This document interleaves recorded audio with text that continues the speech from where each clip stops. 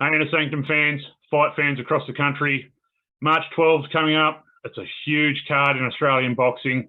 Had a bit of a lull to start the year, but we are back with a bang. We have Tszyu taking on Tony Harrison for an interim world title. And across the card, it is just stacked with a litany of Australian talent. One of those guys taking the trip to Sydney for the show. March 12th, Qudos Bank Arena. None other than Tasmania's own Bo Belbin. Bo, thanks for taking some time to chat to us today. No, thanks for having me, mate. No, we obviously really appreciate having a chat to any athlete, but a guy who's on a massive card like this couldn't wait to have a bit of a chat to you and talk all things boxing. Yeah, 100%, man. No, like honestly, it's great to be able to answer some questions and have a chat about what's coming up. And that's where we'll start. We'll get straight into those questions.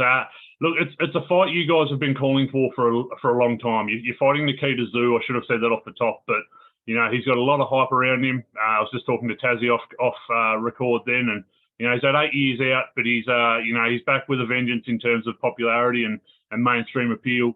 But you guys are both fighting within a very stacked division in Australia. The 154 pound is what it's known as worldwide, but super welterweight, it's a stacked division. And you've been calling for this fight for a while. What is it about Nikita in particular that you like as an opponent and that intrigues you? Look, we're just looking to test ourselves, mate.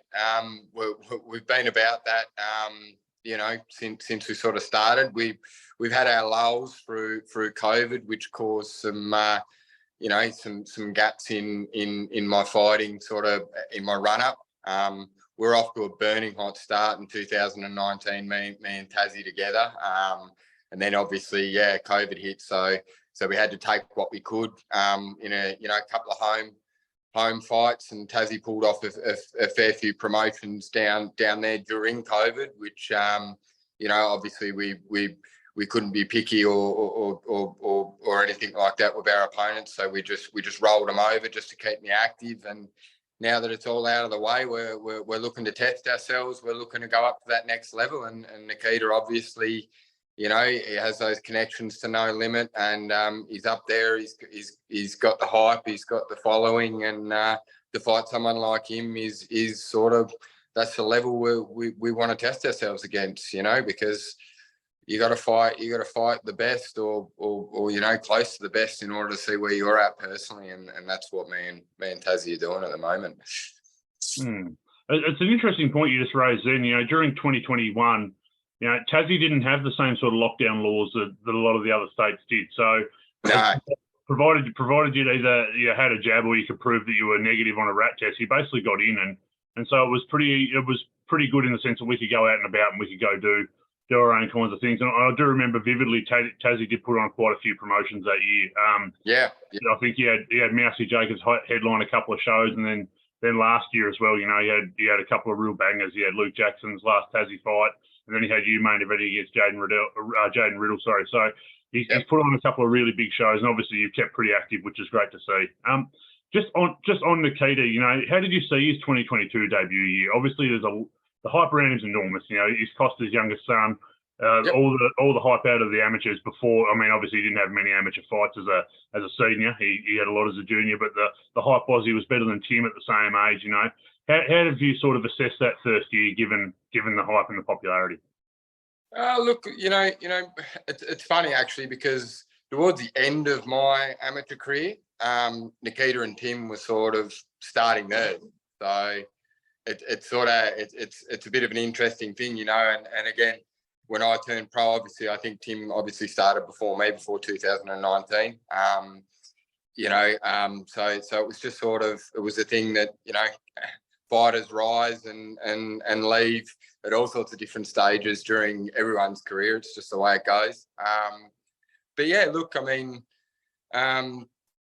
seeing him when he sort of first started off and started fighting again, we always sort of thought that that'd definitely be a fight, as he's in my div. I look at everyone though, so it's not in particular sort of infatuation with Nikita alone. It's you know, anyone that's doing any good in that div, or, you know, you've got to keep your eyes on them, even if they're ranked right down the bottom with 5-6 losses. You never know what can happen and who can jump up to the top. You know, there's shock wins everywhere, and opportunities always coming everyone's way.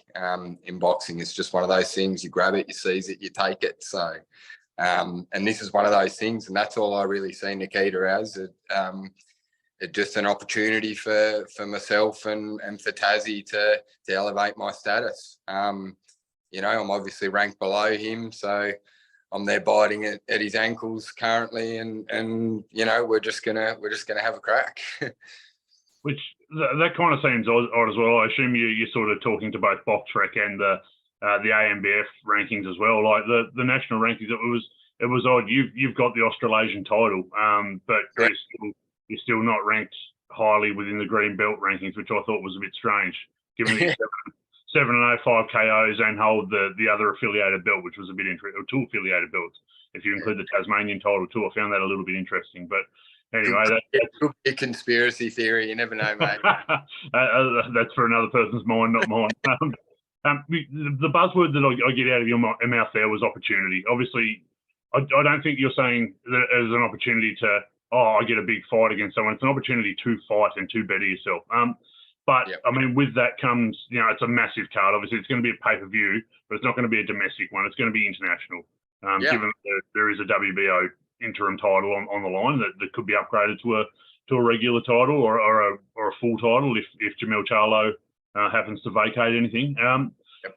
You know, but it's to even just get to that point, you've gone through a lot just to get there. You know, can you sort of detail what the upheaval process has been for you? Because I know we sort of alluded off the top that you've made your way to Melbourne, you know, from Tasmania. You know, that's a big jump. You know, can you detail everything that you've gone through, I guess? Oh, look, man, like it comes from, you know, probably the one that means the most to me, and it's, you know, sacrificing time with my family. You know, that's the biggest sacrifice that I make and my family makes as well, because I mean they're in agreement with it, of course, and they know how it goes, and we all miss each other, and you know, we're very close with my partner and my boys and things like that. So that's mainly the emotional side of that. That's, you know, as fighters do, man. That you've got to sacrifice that kind of thing to get to where you need to go, and it's a driving point and a motivation point for me, and you know, I damn well got to make sure that it's worth the sacrifice. So, you know, every day I remind myself of that and keep forging forward, you know, and we've in stages, man, throughout my career, we've sold everything but the TV. You know, it's fluctuated, it's bounced back, but you know, anything that wasn't tied or screwed down, we've sold to get to where you know I need to be, and as a family unit, you know, we've all sacrificed a lot of the little luxuries that a lot of people can't go without. So, you know, again, it's all motivation for me. So it's not a sob story or a sad thing. It's what you need to do if you're serious about the game, and I am very serious, and Tassie's very serious. And when I called him in 2019 and we got this train going, we made that promise to each other, and we've kept all our promises. You know, me as a dedicated athlete, and him as a dedicated coach, manager, and promoter, all three. You know, so you know, this is what it's about. It's a fair point you make there, and it's a very inspirational one, because it's, you know, being Tasmanians, we do struggle with geography, you know, and most of our great fighters throughout the history, you know, they've made the move to the mainland. You know, I think Daniel Gill was the most famous one. You know, obviously he was a world champion, but you know, he made the move early to go to Sydney and Canberra, obviously when he was part of the Australian amateur squads, but then also, you know, to live in Sydney and train full time to get to that world level. You know, we have to go that extra mile to give up a lot. And like all our footballers have to go to the mainland. You know, a few cricketers make the jump as well. So it's you know, I think what you're doing is very inspirational, mate, and very powerful, obviously. And boxing being a sport where, you know, there's no set yearly contract, you know, there's no yearly wage. You've got to fight for your purse and fight for your money. You know, it's a difficult thing, you know. So the fact that you're staying the course on this sort of dream is very powerful. And I think a lot of people watching should really take that into account. Yeah. I've sort of just alluded off the top. We know Nikita's a son of a legend. You know, but this is a fight between two guys that were sort of brought up into the boxing world. I know a lot of people sort of know the Tszyu name as this mega sort of international name, but within the realm of Tasmanian amateur boxing in particular, you know, the Belbin name carries a lot of weight, and you know, we've produced, albeit on a small scene, we've produced a lot of really high level names. Like I mentioned Daniel Gill before, but Justin Crawford's an amateur legend, you know, who fought a couple of the Belbins. You know, Luke Jackson's an Olympic representative. Jackson Woods went to an Olympics as well. You know, how important is it for you as a Tasmanian to sort of represent our little state, given that you've got such a back history within the sport? How important is it to you to represent on the biggest stage? Oh, more than anything, man. And like, you know, I wouldn't say exactly it's pressure. It's more of a want to perform, because we've got so many warriors, you know, that have come out of little old Tassie, you know, and shocked people, or provided, you know, really hard fights for the guys on the mainland scene that are up there. And you know, I think we've always gone away and made a good account of ourselves, no matter what sport, but in particular in the boxing game. We send away amateurs with sometimes 5 fights to nationals, with Queenslanders or New South Wales boys that have up around, you know, anywhere from 50 to 70 fights. So we hold our own, and that's what I think, you know, it's not really spoken about much, but never underestimate a Tasmanian, especially a motivated one, because we'll come and we'll have a crack. Yeah, I mean, we've got to fight circumstance, we've got to fight geography, we've got to fight everything. And then we've got to fight the blokes that are in the ring, I guess. Well, not me personally, but, you know, you've got to fight those blokes that are in the ring as well. You know, just sort of on that opportunity, though, obviously, you know, we did just mention it's going to be a global thing. You know, I get the sense, and I think everyone watching knows, you're not done. Like, this isn't your pinnacle, this isn't your apex, but that's got to be incredibly validating, the fact that you're able, you know, you've moved over, made that jump, you know, like you said, you know, you've battled it all, and now you've got an opportunity to show out. It's got to feel satisfying, and you've got to be feeling that, you know, maybe all that move, you know, 4 years ago and selling everything but the TV has been incredibly worth it. Yeah. Look, absolutely. You know, anything that gets you anywhere closer to what you're trying to achieve is in itself, you know, it's good, it's validating, you know. But I'm a bit of a perfectionist, and you know, I'll try and take it as far as I possibly can, you know, and I'm giving myself a time limit. I'm not, you know, longevity in the sport, and you know, it's important, but longevity in life is more important to me. And you know, I love my family, and you know, I'm going to go out with a bang over the next few years, and come what may, I'm pretty happy, as long as I wasn't sort of, you know, leaving my amateur career, sitting on the couch or down at the local pub drinking a beer, thinking, "Wow, I could have done this," you know. But yeah, and I'm like, nah, I'm not going to be that guy. I'm going to get out there. I'm going to have a crack. So, you know, it is what it is. Let's go. See what happens. Yeah. And can I just say, obviously, you know, boxing's a sport with a history of guys that, you know, hang on for, mate. It could be just a little bit too much. It could be a long period of time. I think obviously the most famous example, probably the most famous boxer that's ever lived, Muhammad Ali, probably hung on, you know, way too long. And we saw how, as fans, the beating that Larry Holmes put on him, and then Trevor Berbick after that. You know, So it's very refreshing to actually hear a young fighter who, you know, has the world at his feet and isn't done with his objectives to actually say, maybe, you know, maybe I'm not gonna rest on my laurels, but I'm not gonna hang on too long. It's from what I gather in this chat, you've got the journey mapped out, and you've got it, and you're sticking the course. I love to hear it. With that journey, 2023, you know, after it's a nice be a nice start of the year, obviously, to beat Nikita after winning an AMBF title last year.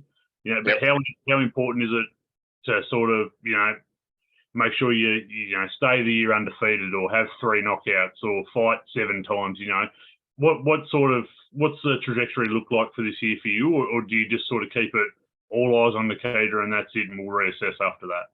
Look, 100%. All eyes definitely on Nikita at the moment. Well, not really on Nikita. I'll take that one back. All eyes on me and this upcoming event is basically it. So, you know, I'm all about me.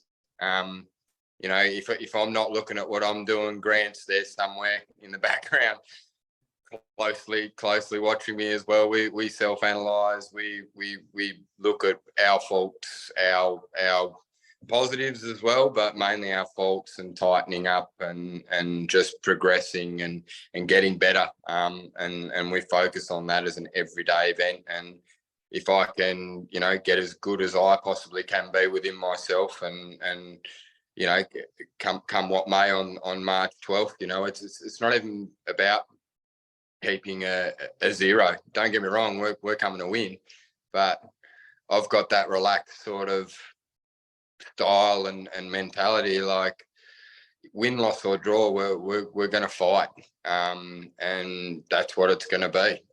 We can box, we can fight, we can box and fight at the same time. You know, whatever happens, and we're happy with just putting on our best performance as a team, and me individually when I'm in there throwing the punches, obviously. Definitely sounds great, mate. Look, I've just got one to finish up on. Now, normally when I interview a person, I'll ask them, you know, how do they get their hand raised in a generic fashion? But with you, you know, you've sort of had those couple of years out. Yeah, how do you get your hand raised? Oh, I'll punch him more than he punches me. Look, you've had those couple of years out. You know, you started off with a bang, like you said. You were on a couple of televised shows, whether they be Epicenter, YouTube, but then you're also on Foxtel with the Zarafa Horn card up in Bendigo, I believe, if I've got that one in order. Yes, I do, yep. And then obviously now you're going to be fighting on this one, but then you've had those local shows and it sort of scaled back a bit. There's going to be some fans tuning in that might not know who Bo Belbin is. You know, there's going to be some fans that are just there to watch Tim Tszyu and that's it. They might be there because they've got another iron in the pot. But, you know, what do we expect from Bo Belbin on March 12th? Look, you can expect a bit of boxing, bit of fighting.